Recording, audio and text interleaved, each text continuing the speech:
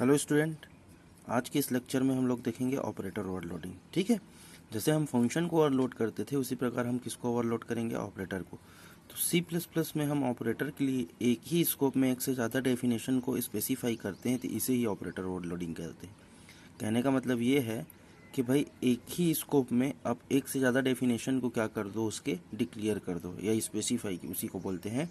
इसे ही हम क्या बोलेंगे, ऑपरेटर ओवरलोडिंग बोलेंगे। दूसरे शब्दों में कहें तो ऑपरेटर ओवरलोडिंग एक कंपाइल टाइम पॉलीमॉर्फिज्म है, जिसमें यूज़र डिफाइंड डेटा को एक विशेष प्रकार मीनिंग देने के लिए ऑपरेटर को क्या किया जाता है, ओवरलोड किया जाता है। ठीक है, C++ में कुछ ऐसे ऑपरेटर होते हैं जिन्हें ओवरलोड नहीं किया जा सकता।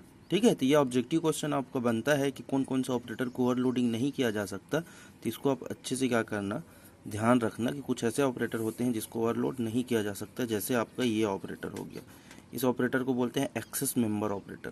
क्या बोलते हैं, एक्सेस मेंबर ऑपरेटर। पढ़े हो ना, मेंबर को एक्सेस करने के लिए हम डॉट ऑपरेटर का यूज़ करते हैं। एक ऑपरेटर हो गया ये। ठीक है, इस ऑपरेटर को बोला जाता है आपका पॉइंटर टू एक्सेसिंग। क्या बोला जाता है, पॉइंटर टू एक्सेसिंग मेंबर। ठीक है, एक हो गया आपका ये कंडीशनल ऑपरेटर। कौन सा ऑपरेटर होगा, कंडीशनल ऑपरेटर। और एक हो गया ये आपका स्कोप रेजोल्यूशन ऑपरेटर। तो ये चार प्रकार के ऑपरेटर आपको ध्यान रखना है। चार प्रकार के ऑपरेटर को हम क्या नहीं कर सकते, ओवरलोड नहीं कर सकते। ठीक है, अब ऑपरेटर ओवरलोडिंग का इस्तेमाल क्यों किया जाता है, तो ये देखो, ये इंपॉर्टेंट है आपके लिए, ऑपरेटर ओवरलोडिंग का इस्तेमाल क्यों किया जाता है। तो देखो क्या होता है, इसका इस्तेमाल इसलिए किया जाता है कि नॉर्मल प्रोग्राम में जैसे हम दो वेरिएबल को ऐड करते हैं, दो वेरिएबल को ऐड करते हैं, मतलब आप मान लो यहाँ पे मैं आपको एग्जांपल बता रहा हूँ, ऐड करते हैं। जैसे दो वेरिएबल हो गया, जैसे इंटीजर a और b। ठीक है, और मान लो एक ले लिए c। अब दो वेरिएबल को ऐड कर रहे हैं तो c is equal to a plus क्या करते हैं हम लोग, b करते हैं ना। ठीक है, लेकिन इसमें क्या होता है नॉर्मल प्रोग्राम में जैसे दो वेरिएबल को ऐड किया जाता है, C++ में जब दो ऑब्जेक्ट को ऐड करना होता है तो ये आसान नहीं होता। ठीक है, दो ऑब्जेक्ट पढ़े हो आप, ऑब्जेक्ट क्या होता है। तो ऑब्जेक्ट को जब हम ऐड करते हैं तो ये आसान नहीं होता, इसीलिए हम ऑपरेटर ओवरलोडिंग का उपयोग करते हैं और दो ऑब्जेक्ट को क्या किया जाता है, ऐड किया जाता है। ठीक है, तो यहाँ लिखा भी देखो, C++ में ऑब्जेक्ट को ऐड करना आसान नहीं होता, लेकिन ऑपरेटर ओवरलोडिंग में ये मुमकिन होता है। ठीक है, फॉर एग्जांपल देखो यहाँ पे एग्जांपल बताया गया है। जैसे ये है इंटीजर मेन फंक्शन। क्या हो गया, इंटीजर मेन फंक्शन ओपन किए, ये नंबर जो है वो क्लास का नाम है।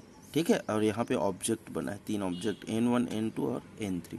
अब देखो n3 is equal to n1 plus n2। ठीक है, तो ये plus is overload operator, plus is क्या हो गया, ओवरलोड ऑपरेटर। ये ओपन के ही क्या हो जाएगा, क्लोज हो जाएगा। ठीक है, उसके बाद देखो ऑपरेटर ओवरलोडिंग के लिए ऑपरेटर मतलब ऑपरेटर ओवरलोडिंग के लिए ऑपरेटर दो प्रकार के होते हैं। कौन कौन सा ऑपरेटर होते हैं, तो एक होता है आपका बाइनरी ऑपरेटर और एक होता है आपका यूनरी ऑपरेटर। तो ये दो ऑपरेटर को हम ओवरलोड करेंगे आगे। पहले इसको समझ लो, बाइनरी ऑपरेटर, इसके लिए दो ऑपरेंड्स दिए जाते हैं। बाइनरी के लिए क्या दिए जाते हैं, दो ऑपरेंड्स। जैसे फॉर एग्जांपल ये प्लस और माइनस, तो कैसे देंगे, a प्लस बी। तो a और b यहाँ पे क्या है, ऑपरेंड्स है, और ये क्या हो जाएगा आपका ऑपरेटर है। जैसे a माइनस बी, तो a और b क्या है, ऑपरेंड्स, और ये क्या है आपका ऑपरेटर है। तो हमेशा याद रखना, बाइनरी ऑपरेटर के लिए हम कितने ऑपरेंड्स देंगे, दो ऑपरेंड्स देंगे, जबकि यूनरी ऑपरेटर इसके लिए ऑपरेंड्स की संख्या जो है वो एक हो जाता है। जैसे फॉर एग्जांपल ये प्लस प्लस, ये इंक्रीमेंट डिक्रीमेंट है, ये इंक्रीमेंट है और ये डिक्रीमेंट है। तो ये ऑपरेंड्स क्या हो गया हमारा, सिंगल हो गया, ये क्या है हमारा ऑपरेंड्स है। ठीक है, और ये ऑपरेटर हो जाएगा, वैसे ये ऑपरेंड्स तो ये ऑपरेटर। तो हम क्या करेंगे, नेक्स्ट वीडियो में देखेंगे कि बाइनरी ऑपरेटर कैसे, बाइनरी ऑपरेटर को ओवरलोड कैसे करते हैं, और उसके नेक्स्ट वीडियो में देखेंगे यूनरी ऑपरेटर को ओवरलोड कैसे करते हैं।